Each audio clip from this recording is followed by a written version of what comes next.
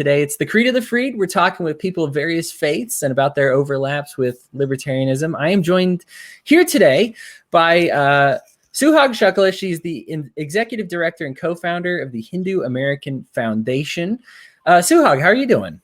I'm doing good, considering the current state of the world. I am blessed with a roof over my head and a job that allows me to actually not just continue working, but I'm actually busier than I have ever been. Some people, I find that's what's going on. I work at a buffet myself, so unfortunately, I have way too much time on my hands these days. We are very much shut down. Right. Well, I hope things go back to normal for you. Yeah, that'll be great. Although my schedule wouldn't be quite as open as it is now, and that lets me talk to people like you and more interesting things, and finally get projects like this that I've always wanted to do underway. To get the. So today we're obviously, being part of the Hindu American Foundation, we're going to talk about Hinduism, and most people are probably a bit unfamiliar with it. I will admit, most of my podcast is Midwestern, white males that are probably familiar with some form of Christianity or atheism, or maybe Mormonism or Jehovah's Witnesses, but maybe some Catholic in there. But I think Eastern religion tends to be a little mind-blowing for them. So just I guess give me a general I don't know if I want to say sales pitch, but what would you say to somebody who's kind of discovering, Hinduism? What's all that about? What would you say? Well, I guess the first thing I would say is prepare to have your mind blown further.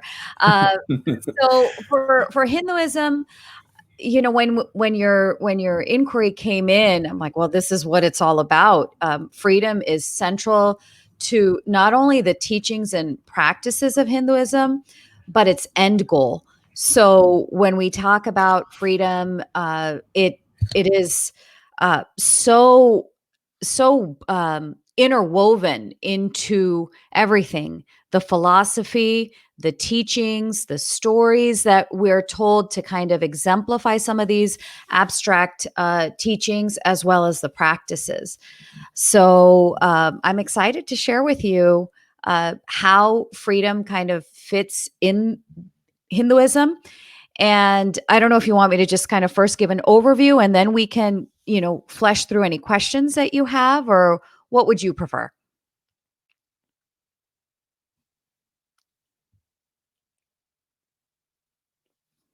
Oh, I'm sorry. I was muted. I talk way too much as is. Okay. So if you are ready with an overview, hit me with the overview, and I'll nitpick it. Okay, great. So as I was thinking through your question, what is the role of freedom in Hinduism, or what's the Hindu perspective on freedom? Well, first of all, let me just caveat by saying that there's great diversity within Hinduism. So there's different schools of thoughts, there's different denominations, if you will. And so what I'm presenting is going to kind of be a mix of kind of Hinduism 101, but also my own personal perspectives and understandings of these teachings. So when I thought about freedom, I really came down to kind of 4 different levels in which the theme of freedom comes up. First is just religious freedom, because essential to Hinduism is pluralism, or this understanding or acknowledgement that there are going to be a multitude of paths to discover, to understand, and to relate to the truth, capital T, or God, or divine, or something greater than us. And so this journey towards understanding whatever it is about the universe and our place in it mandates religious freedom. And so the core kind of adage or prayer that kind of encapsulates this teaching is something that comes from the Veda, which is our oldest sacred texts, and it is Ekam Sat Vipraha Bahuda Vadanti, that the truth is one, the wise call it by many names. And where this stems from is this understanding that each of us are individuals. We have our different likes and dislikes. We have different personalities. We come from different cultures. So not only does the way in which we connect with one another differ, and it's driven by kind of our own worldviews, but we connect to the higher in our own personal ways as well. And so there's this acknowledgement or this understanding that in order for people to be able to find their path, there has to be this freedom for people to be able to explore and to experience. And that's always going to be an individual experience. So that's kind of the first level of freedom. The other three are kind of connected. First is ultimate freedom. And the second is individual freedom. And the third is inner freedom. So I'm going to go through all three of those, and hopefully I won't lose you or your audience. And feel free to interrupt me, if you have any questions or I'm not clear. No, yeah, you bet. I mean, even right now, so what I remember is when reading through some of the, the sacred texts. I haven't been through all the Vedas, but I did read the Mahabharata, Uh and I huh. just remember reading and saying, when you leave, I guess when you read the Bible, you're very used to, you get a story and then they're like, here's the moral and here's the law. And I remember just reading it and saying, well, I got a story. I think I might have missed a law, a doctrine, or something like that. And so it was a series of stories which are very compelling. But I almost took away from it. I'm like, I have to talk to an expert now to understand, kind of dissect what I wrote. It's like reading The Great Gatsby and just being like, I don't know, the main character was a little odd, I guess, without really understanding kind of the underlying either symbolism or characterization. And you know what I mean? Like, I just felt like Right. I was lost afterwards. And I think it was a very different way. This happened a lot when I was reading Eastern literature for the first time Right. entirely. I mean, even Russian literature, it's really easy to get carried away with Crime and Punishment and say, oh, this is fascinating.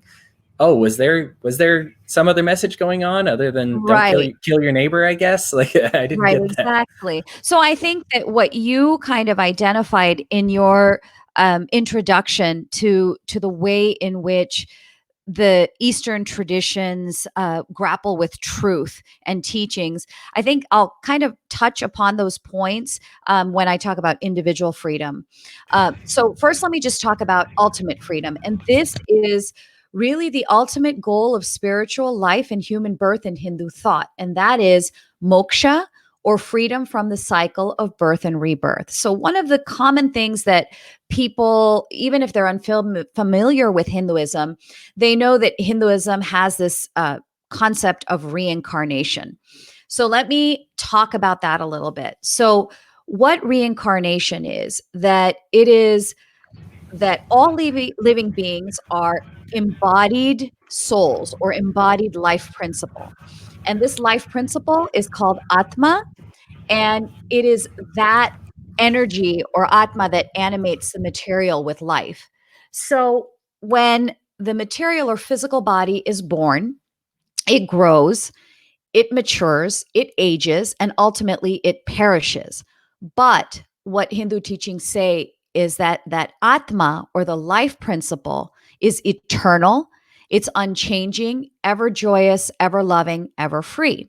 So what happens is that once that life principle takes material form, it animates it with life, and ultimately the body perishes, but that life principle continues on to a next birth. And so you begin this cycle of birth, death, rebirth, time and time again. So physical birth takes place according to the laws of karma. Karma is another common or at least common word that's associated with Hinduism. It's not always understood accurately necessarily, or at least it has a very surface understanding. Basically, a kind of what comes around goes around, but it's a little bit deeper than that.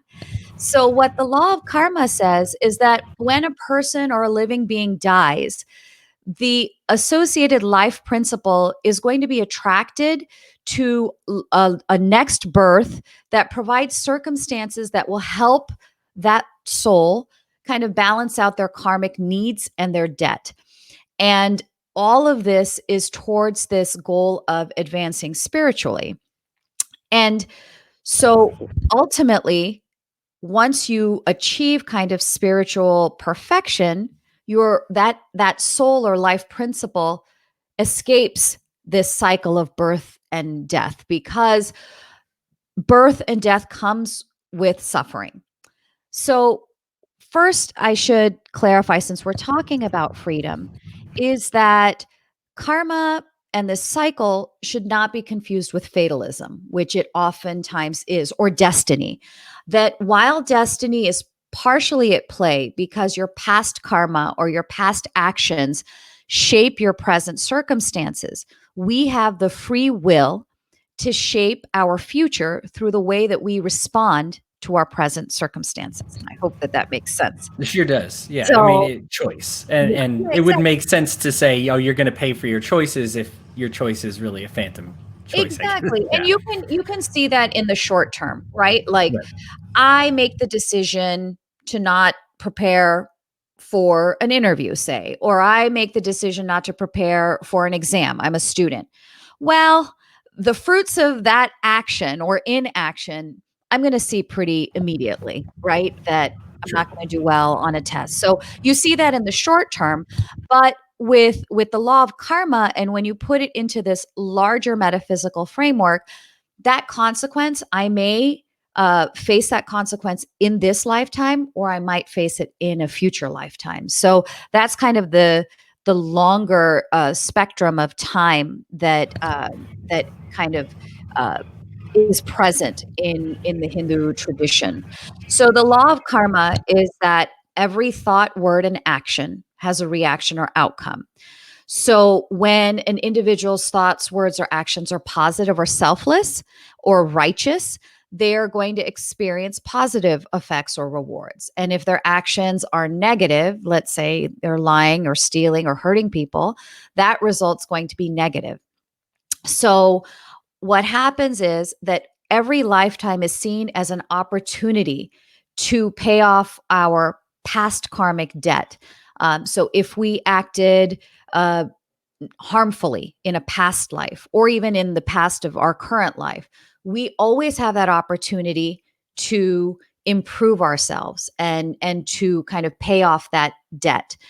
And so ultimately, when our karmic balance is zeroed out, we achieve the ultimate goal of spiritual life, and that is moksha, or freedom from the cycle of birth and rebirth. So, how do we get there? And this is where I think I'm going to touch upon some of the things that you saw these stories, but you didn't see a list of rules. You didn't Right. see law. You didn't see, a set of commandments. And so, My tiny how, brain still just wants somebody to like spank me when I do something wrong. I'm looking for the constant parent over my life.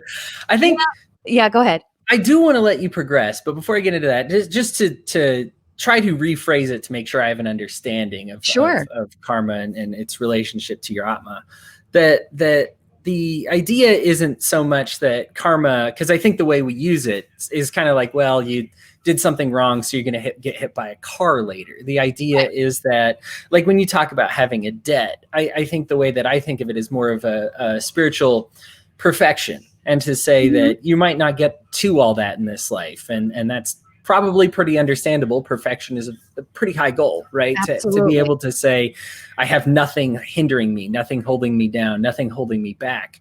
We all make these choices, some of us even from a young age, that kind of restrict us and put us in these situations where I say, I made this mistake when I was younger and I'm just paying for it for the rest of my life. But the idea isn't so much paying because it's a type of black and white punishment, but to say you're going to pay for it so that you learn to overcome that, so it's no longer an imperfection in your atma or soul, right? Would that be Yeah, I about think right? so. I think so. It's kind of about, not kind of, but it is about acceptance of the past that we know and maybe the past that we don't know, and knowing that we can improve from there, right? We are not victim to our circumstance.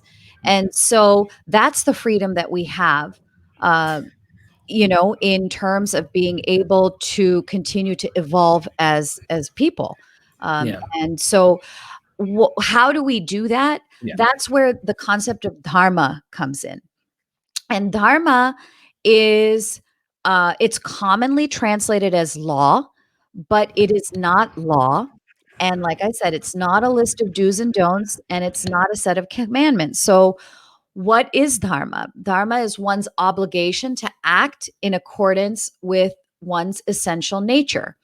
And remember, I talked earlier about this concept that every being, every living being is a vessel for that eternal, unchanging, pure, ever joyous life principle or soul. So innately, Hinduism says that we are good, that we are righteous, that we want to serve others, be all compassionate, all loving.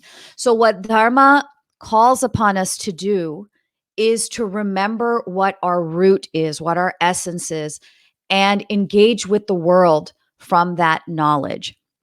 So, acting in accordance with your Dharma is having your every thought, your word, and your actions strive towards contentment, towards forgiveness, towards kindness, self restraint, compassion, humility, all of these positive attributes. So, when you go back to those stories that you read, that's what we were looking for.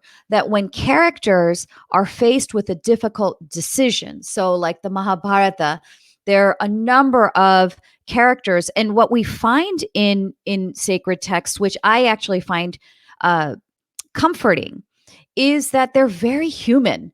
You don't have like the perfect person who always makes the right choices.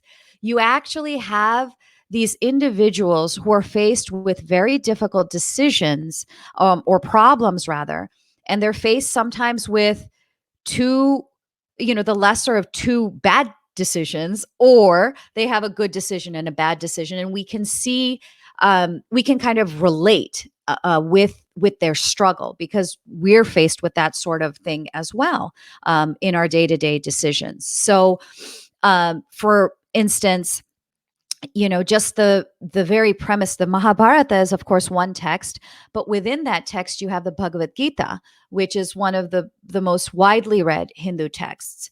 And I there, pronounce these all so badly. oh, Like I'm just I'm like the Bhagavad Gita. Like I think I am so syllable by syllable with them. no, that no worries. At least you're trying. But with the Bhagavad Gita, the very premise of this conversation, you have Arjuna, who's a warrior prince, and you have Krishna, who is considered, God incarnate, who's at this time God has come to the earth in human form to bring about justice and righteousness in an age where there has been denigration of values. So Arjuna is this prince, and there's two feuding royal families.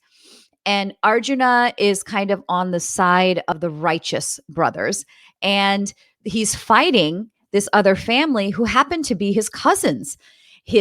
So he's on the battlefield. This is the entire scene of the Bhagavad Gita and where the Bhagavad Gita takes place, this conversation. And Arjuna is looking across the battlefield, and he's a warrior. He has a responsibility to his people. And he says to Krishna, I can't do this. I can't kill my kinsman. It would be wrong for me to kill and engage in all this violence, and nothing good is going to come out of this. And so there he is faced with a difficult choice. Does he kill his kinsman in order to uphold righteousness and order and bring, freedom and justice to his people? And he's saying, well, maybe I'd be better off not taking this difficult decision. So that's what these stories, ultimately, he's told, no, it's your responsibility as someone who has the obligation to take care of your people as a ruler.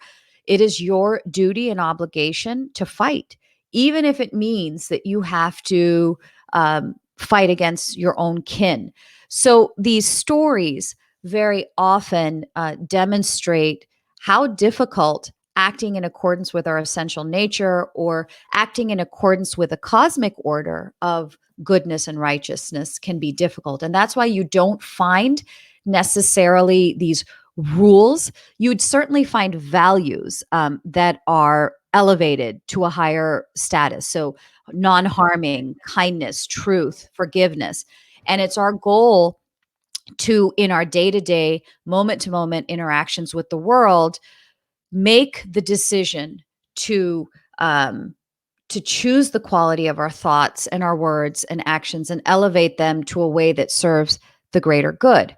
So this individual freedom that we're given, and this is kind of my last kind of overview before we can have kind of a discussion or a conversation about anything that's come to mind, is inner freedom. So our individual freedom to make those choices, that comes from our ability to be able to control, to calm our mind, and to guide the quality and direction of our thoughts, words, and actions. So, what is inner freedom?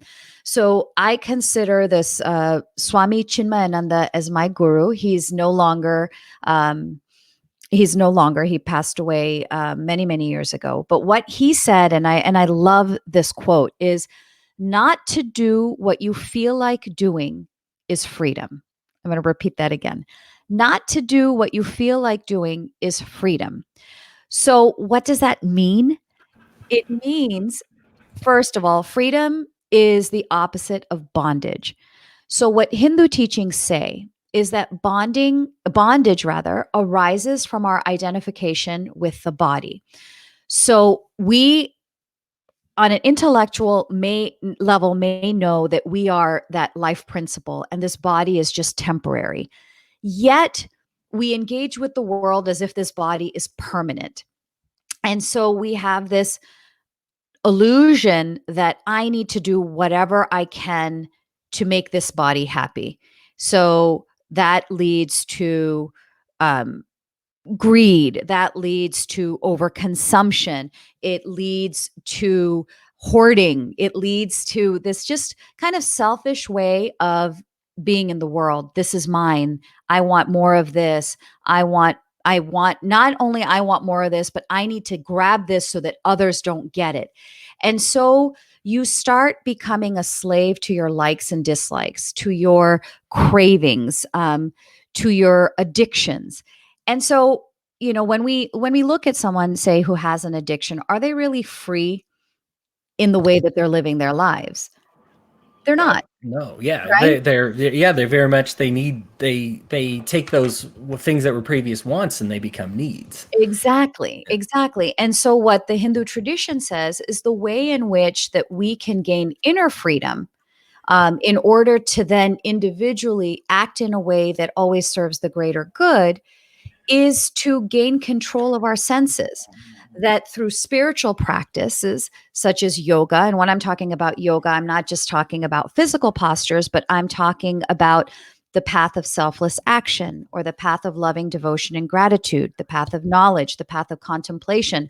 All of these spiritual practices basically strengthen our ability to use our intellect to drive our choices, to be more mindful in our choices, rather than our instinct and our cravings to drive our choices. And so I use always a simple example when I'm explaining these concepts. I teach Hinduism to high schoolers at our local community institution, and so I take the example of food. So let's just think about how our body engages with the world. Our body tells us we're hungry. Our stomach starts growling. Now, what I could do is, if I just go with the lower mind and say, okay, I'm hungry, I'm going to eat a chocolate bar because that's what I feel like eating.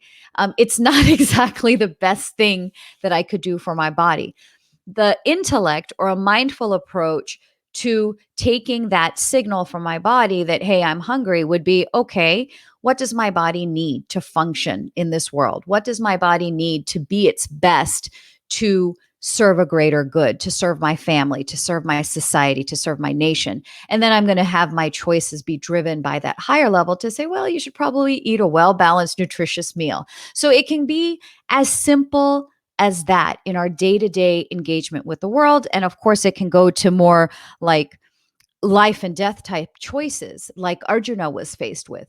Do I kill my relatives for the greater good? And it's a difficult choice, but if we are able to control our senses, control those impulses through practice of yoga, these different types of way of engaging with the world, then we're going to be free from our monkey mind kind of driving the process.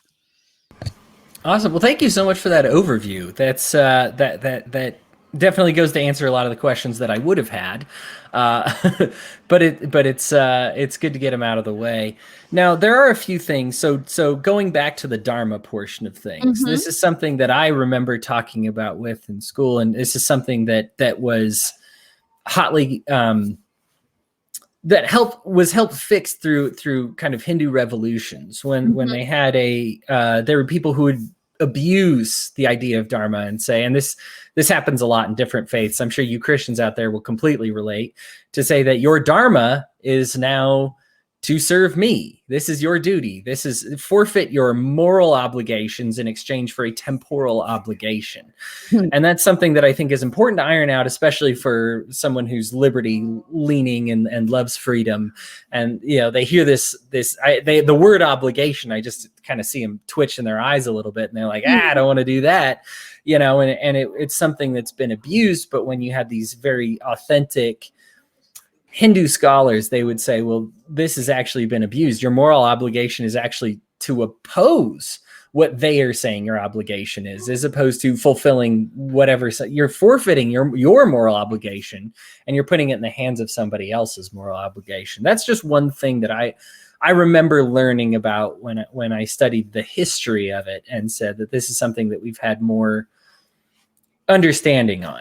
I think a lot of people see their faith get hijacked in some way by bad actors. And thankfully, Hinduism, I think, is shaken so free of those bonds, people hardly even think about it anymore. But Hindu people spiritually have had problems with government before. Sure. Some pretty notable problems. Sorry, go ahead. So I was just going to say that I think, obviously words have different meanings, but I think that this whole framework is one that's obligation based as opposed to rights based. And I don't want to, we need to think of that more, not in a political framework, but I mean, you can think of it in a political framework, but just as one's way of living in society or even in your family. I can say as a parent, I have a right to, or my children can say, let's just take one example, and hopefully I can think through this because I'm doing this on the fly. Good. But as a parent and child, my child can say, I have a right to you taking care of me.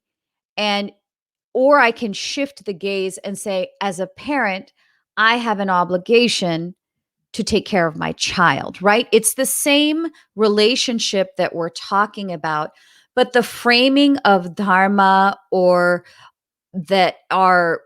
it's one in which an obligation, I believe, gives you more of the agency in how you're going to act, as opposed to a right is something that in some sense you're going to have to depend on the outside for.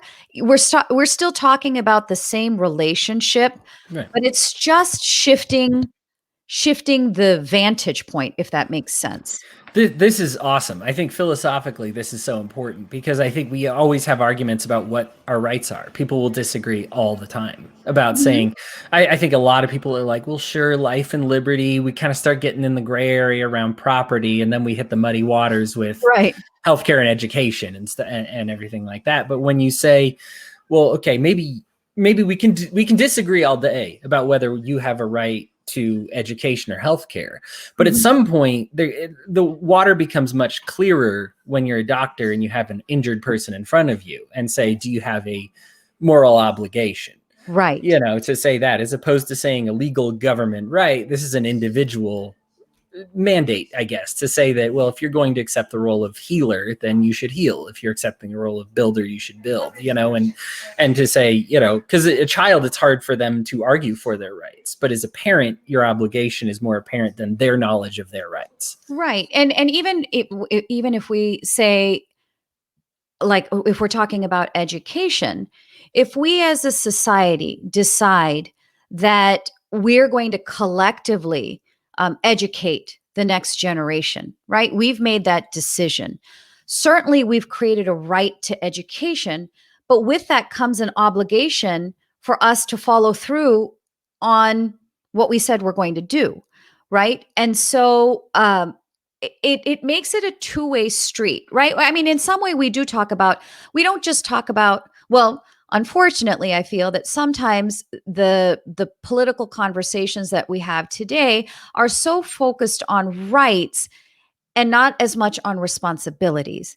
And so you can use, I think, obligation and responsibility interchangeably, in that sense that it it becomes less about us versus them, which I think too often frames that conversation around rights. It sure And does. you know what I mean? Versus Yep. when we're talking about obligation, um, or responsibility, and perhaps that's a word that people might be a little bit more comfortable with, then it makes it, I don't know, more constructive. No, that's fantastic. I think when we talk about libertarianism, one of the overlapping, sometimes synonymous words is individualism. We think about it in terms of individual mandates and personal morality and ability to dictate, as opposed to trying to derive this from other people.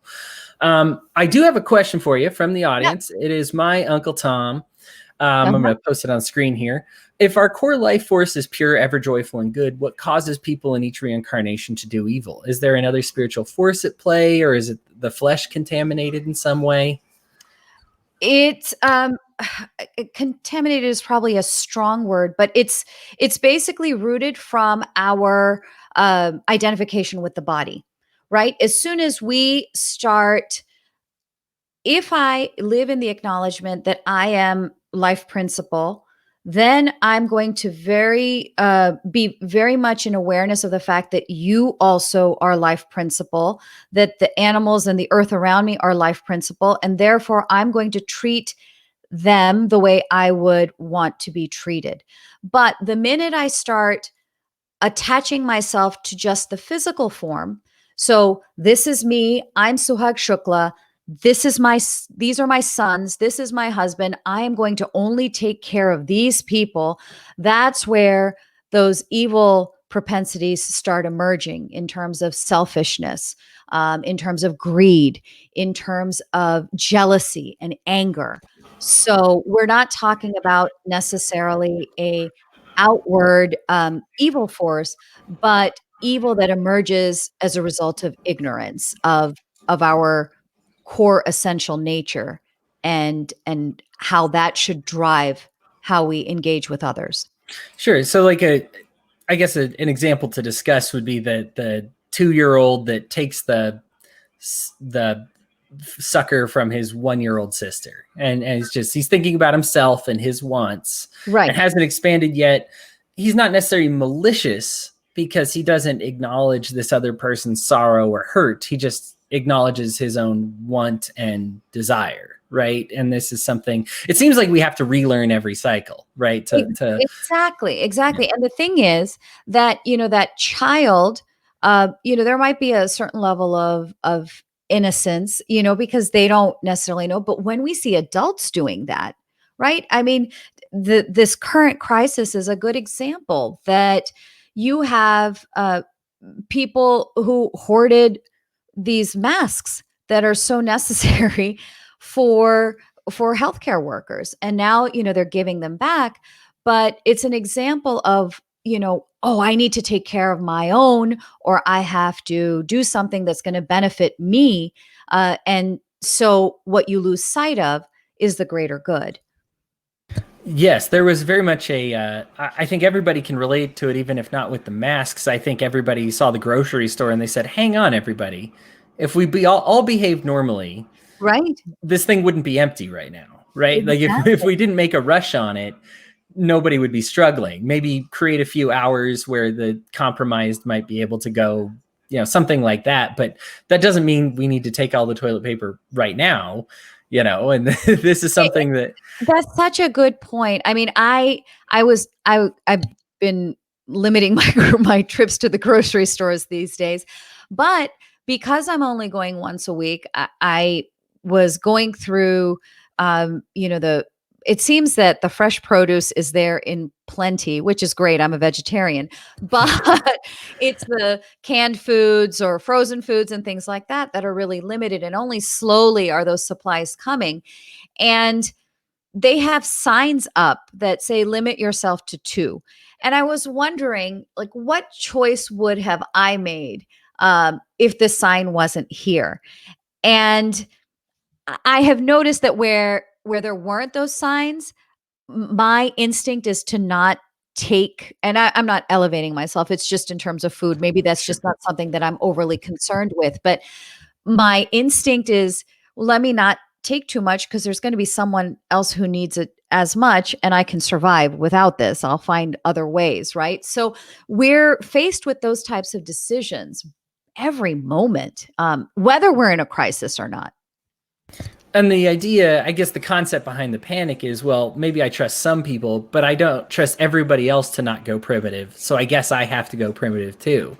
Right. It's almost like their rush, their panic creates a panic in me or a bad action in me because I'm so focused on them and their actions. And well, they're not going to feel any obligation for me, so I'm not going to feel any obligation towards them.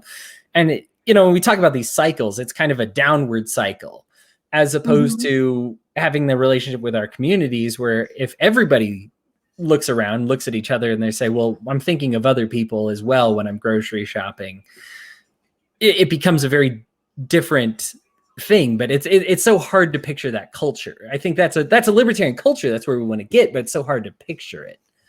I think we have that impulse in enough people, or at least I like to think so, Sure. that we do. But this idea that the temptation to go kind of what was the word you used, primal, is there. The Hindu tradition has a wonderful symbolism in it. So when you see images of different gods and goddesses, especially the goddesses, they're very often shown seated on a lotus. Now, the lotus flower is something that it's this beautiful flower that grows in kind of mucky water, but the petals have this kind of waxy characteristic to it. And so it repels the mud. So, what we're often told as children when we look at these images, each one of those images have symbolism that holds some of these life lessons or moral values and things. So, what we're told about the lotus is that we should be like the lotus, that the lotus is able to be in this muck but still rise above it, to not be affected by the negative behaviors around us, right? The greed or the lust or the hoarding, that we have the ability through discernment and through knowledge and through higher thinking to make the right choices and to remain untouched by that negative impulse that might be surrounding us. Yeah, it is so hard because I know nobody exists on an island, right? And so it's hard for us to visualize what it would be like to say, what does my soul look like? Because I think it's so hard to picture yourself without outside forces. I think as a male, I tend to be very ego driven. I realized that when I was younger because people would ask me, hey, who are you? What about you? And I'm like, oh, I won these sports and I did these things and I accomplished these things and I have this family, as opposed to being very in touch with my personal ID, but who I was, right? Like I wouldn't describe myself in terms of, well, I'm very introspective and I'm thoughtful and I'm kind, these, I kind of got away from describing my soul and would just describe accomplishments, Mhm. and so it's very much looking at things around me as opposed to myself. And it's hard to, I guess, be like the lotus and blossom up when you're focusing on everybody else's environment except for yours, and or everybody else's, how they're blossoming as opposed to your own. Mhm. Mhm. And I also want to say, just in terms of like that reminder, you said that, we oftentimes forget our interconnectedness. I mean, this current pandemic is been such a stark reminder of our, I mean, we have a single threat that is defining life around the planet. And so the Hindu tradition has this another adage, that is Vasudhaiva Kutumbakam, that the world is one family. And when we identify with the body and then allow ourselves to let that identification drive our choices, we very quickly forget that shared divinity. And in many ways, this pandemic to me serves as a reminder of that, not just of our interconnectedness with one another, whether this has been spread from one person to another, but also that the suffering that comes along with it is one that's shared. The solution of sheltering in place, washing our hands, and being careful is forcing us. You can think of it as, well, I'm taking care of myself, but you're in taking care of yourself, you're also taking care of others. So there are a lot of lessons, or reminders that I've been really thinking about, as we see kind of the world in some sense coming to a standstill. Yeah, I want to go back on that because I think what you said is very important. I think that with the humanity being your family, I think this is Hmm. something that libertarians are so big on, is this anti-nationalism, this Hmm. idea that the American people are more important than you name it, any other country's people, whether it be Mexico or China or wherever it is, to just say, well, these are American lives, they're more important. And Right. and this isn't something, I don't want to come off as anti-American. I think that every country struggles with this to some degree, to say these are our boys. When a World Cup match soccer is lost, that a lot of times I remember watching, and if you listen to the guys, they'll say, oh, we had too much German blood sneaking over into our good Irish blood, and we had too much, too many Africans on the team, or too many Frenchmen over here. And you just say like, oh, why can't it be about soccer right now? Right. Right? It's Right. like, what is this nationalism kind of creeps us in it, up Hmm. in us, and we feel a pride or shame based on something that we kind of have no control over, or Right. something that we shouldn't feel pride and shame for. This idea that everyone is your family, who's on your team? Well, I'm trying to be on everybody's team. I'm trying to do best by everybody. We get into these tribal mentalities to Yeah. say, and I mean, to bring it in within the scope of American politics, to just say, I mean, let's be honest here. We usually have pretty much two sides, either us or them. And Right. we demonize the other side and deify the other side, or our Mhm. side, whatever side we say, oh, that was the side that was right, this other side is the side that is wrong, without seeing how similar they are, for better or for worse. And to recognize it's like, hey, if you looked at these people like your brothers and sisters, maybe you'd be better off, maybe the whole country would be better off and more united and more ready to take care of these problems if we stopped fighting, and not Oh, just yeah. ceasing fighting for the sake of fighting, but found a way to resolve these differences and find this connectedness between us all. Absolutely. Absolutely. I mean, that's the thing with, when we go to that root cause of evil, that I think the question came from Tom, when we start identifying with the body, that's the first layer of difference, right? Between the fact that I am an embodied life principle and you are an embodied life principle. But ultimately, that life principle is part of an underlying reality of life. So, and it doesn't just stop in the Hindu tradition, it doesn't just stop between people. So, you know, anything beyond just you and me, if we now then split ourselves on the basis of, well, you're male, I'm female. Oh, you're white, I'm brown. Oh, you're a libertarian, I'm something else. Oh, you're a Midwesterner, I'm an Easterner. Oh, you're of Caucasian background, I'm of, Indic Caucasian background. I mean, we can all of that. It's just adding layers to that first misstep of ignorance, right? So Sure. it's all, I mean, sometimes people say, "Oh, it sounds kumbaya," but I mean, let's bring it back to something that we're all dealing with right now. Does this virus uh, discriminate between like countries or genders? It doesn't. It doesn't care. And so that unity is there, and we're the ones who just build up all these walls of identity that are really, I mean, they're false identities.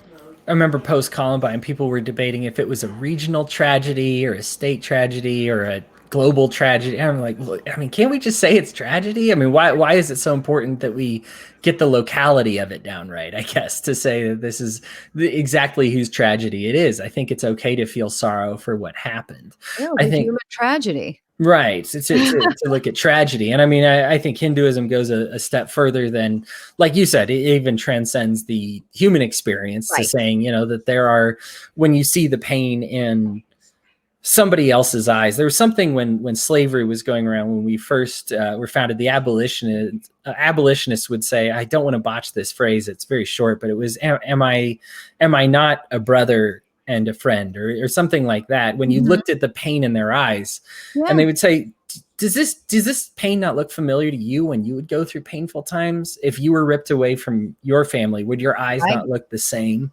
Yeah. And I think you would look into this and say, well, look at, I mean, not to be stereotypical, but the cows, dogs, cats, when they are being in pain and tortured, there's a look in their eyes that is very relatable, even as a human being, even though we find a whole lot of differences between animals and people, to say Mhm. that there is a common thread there, to say when they experience fear and contentment and happiness, and sometimes to a greater diversity than what we experience in our emotions is. We kind of learn to contain them, and they are very good at expressing them, I guess, a little more overtly. But Right. to say that there is some thread here, to say that this is, why should we try to say this is my pain and so it's more painful than your pain? And I think the more we say this is our pain, this is a shared pain, and give ourselves some moral obligation to each other to try and decrease the amount of that pain and fear and resentment, to say that isn't that our obligation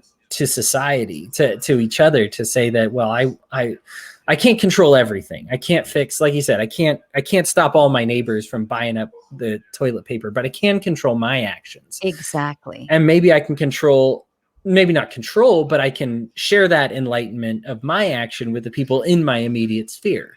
Mhm. And you find that there are certain, when we talk about this current pandemic, there are certain cities around the world that have that mentality a little bit better and didn't experience nearly as many of the problems. They took action, in Right. some cases even took drastic action, but they took it voluntarily, they took it Mhm. quickly, and it wasn't something that they weren't looking to a higher power for answers. They weren't looking to a lower power for answers. I guess they looked to themselves. We could say, I guess, that is some type of higher power, but to say that they said, what is my obligation in this situation to decrease the amount of pain and suffering, whether it be people getting fired from their jobs or losing their businesses, or people getting sick and dying. I want to minimize that as much as possible and maximize, that joy, that loving and freedom. Right, right. And that's where I find that an obligation framework is empowering. As much as sometimes I think if we get caught up in the semantics of it, it can feel like, if you start thinking of it as a debt as opposed to our ability, to our ability to offer whatever we can, um, which is what we do see, and where it is working, where things are working well. that's where you're seeing people come forward. And oftentimes that people say, well, this is the best that America has to offer. This is us. But I would say that about humanity. We are seeing it world over where people are setting aside the great discomfort that a sacrifice of staying home and not going to work entails at a personal level. For the short term. And I think that that too shows us kind of that innate goodness that Hinduism teaches us is what is at our core. Yeah, I think it's very much a higher. It's a very enlightened mindset to come at it from. I think when you talk with people these days, I think everybody has had a. I feel like everybody during this pandemic has had a fight with somebody else because of this. You don't see it enough my way. You don't see it enough my way. And I have tried. And I'll admit it's even hard for me. Like I said, my primary job is working at a buffet, and we're very shut down. And people, it's easy for me to feel piled on, even if closing was the right thing to do. I feel very piled on because people are just saying, you don't care about people. You deserve to be out of business. They don't care about my employees. They don't seem to care about my costs and expenses. And I mean, if they're even going to have a job to come back to at all, and they don't care about my situation. And it's tough to talk with people that don't seem to display the same understanding, but at the same time to have a very, I mean, some people would call it Hindu, some people would call it Christ-like. So we got Buddhist. Like you said, a lot of minds. What the quote you gave at the beginning? A lot of minds kind of talking about the same truth. That this is you need to get past that and say, I am going to work for the benefit of everybody, even if they make me feel marginalized, put upon, even if they're critical of me in some way. Like I said, that lotus blooming in the muck. Things are really mucky right now, but this is kind of when you bloom. I guess in the Christian scriptures, they have a parable of the fig tree. When things get hottest, that's when you are at your best. That there seems to be an expectation among religious individuals, especially Hindu individuals, that when things are tough around you, that's when you do your best. That's when you shine your hardest. That's when it's nice to visualize this great society, but it's not going to happen if we let crises decrease our understanding. If we let these crises, there's always going to be crisis. There's always going to be difficulties and problems and wars and death and murder and all these terrible things. And if we say, well, these are reasons I can't be enlightened right now, and that I have to fall into something like, I mean, I said nationalism before, but falling into slavery, nationalism, imperialism, some type of evil force, because you just say, well, it's a necessary evil. And so, well, if it's necessary now, this thing is going to keep popping up. So if you justify the evil now, you're always going to have some reason to justify that evil, that bad thing. Whereas I think what we're going for is a mentality that says you need to be above it now and then forever, especially if we want to get on this personal cycle, this individual cycle of saying, I need to rise above this. If you constantly sink in the muck, you're just going to constantly have to come back and try it again and get better and go over this again of saying, oh, I need to learn that there's other people out there. Right. Well, and critical to this kind of framework is so when we engage in action, I mean, one of the critical teachings or core teachings of the Bhagavad Gita is that we have a right or we have control over our efforts, but we do not have a right or control over the fruits of our effort. So, meaning that let me take that parent and child example again. If my duty or my obligation is to do the best that I can as a mother for my child, I should be doing that without any expectations of, well, now because I made this sacrifice, my son and, should say thank you. Now, should he say thank you? Yes, that's part of his obligation. But I should not guide my actions through the motivation of what I might get out of them, if that makes sense. So if I am whatever it is. So I take care of my son, or I make dinner for my family. Uh, it should not be for compliments. I should make dinner for my family because that is my responsibility, my obligation, my duty, to make that dinner. But the minute I start letting the compliments, say, be the driving force of how I'm going to cook, I'm going to be so concerned then with whether, sorry, hold on just one second. My notifications seem to You're, be going you're crazy. just fine. You're popular. You're blowing up. Good. Good. I thought I had them for an hour, and they're just going nuts. So there we go.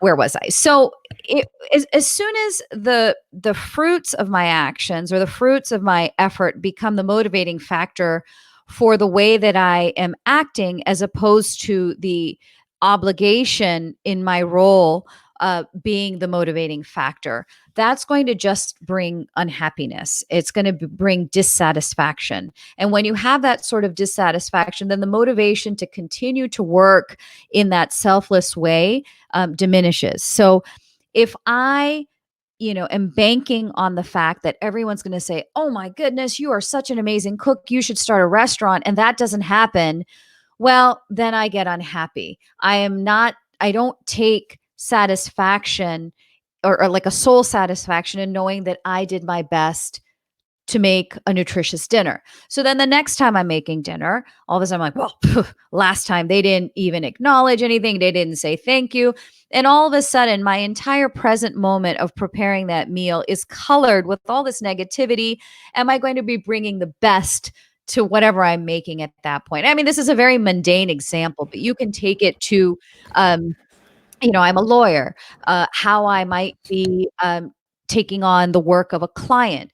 The minute we start fixating on the reward, it's going to take away from our ability to bring our best effort towards, whatever our responsibility is in that moment.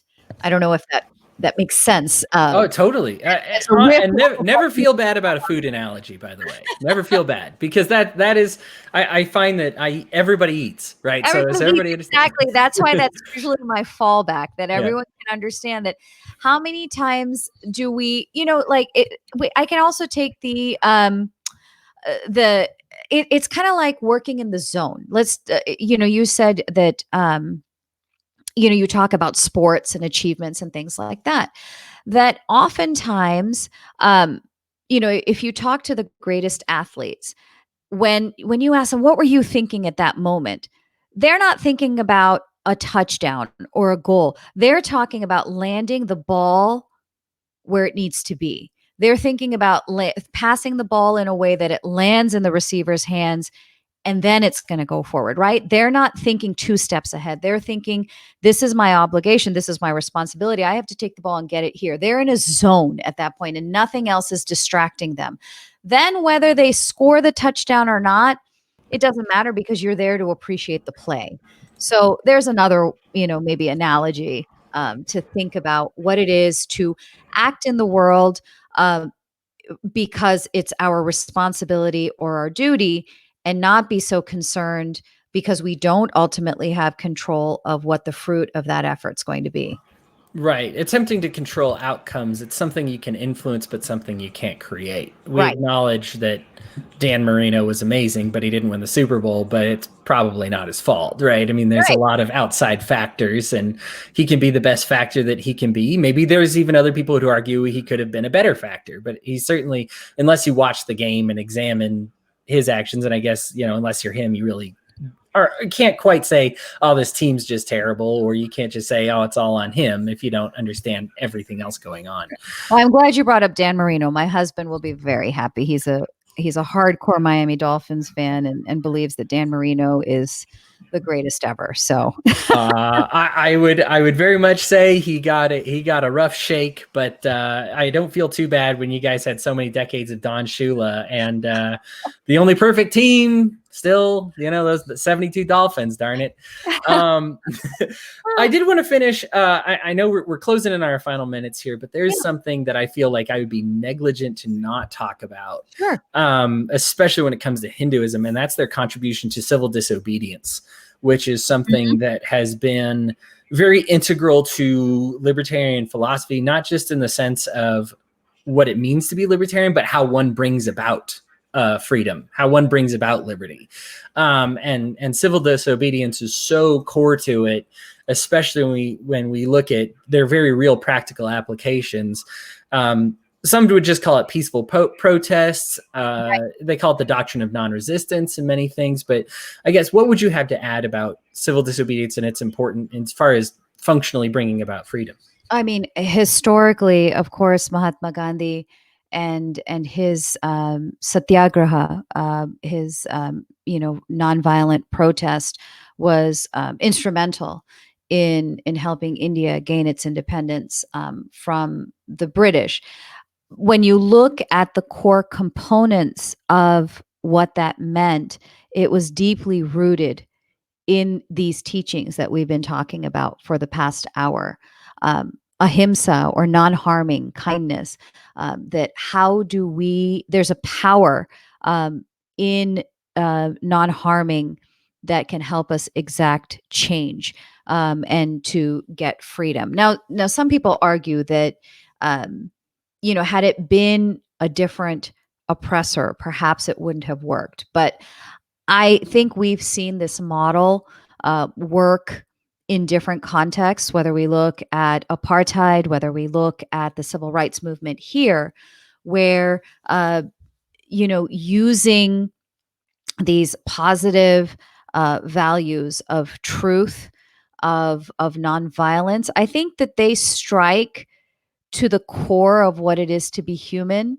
And even if you have the most corrupt uh, power structures in place, at some point, um, this methodology has a way of breaking through, and that's why I think it's been so successful.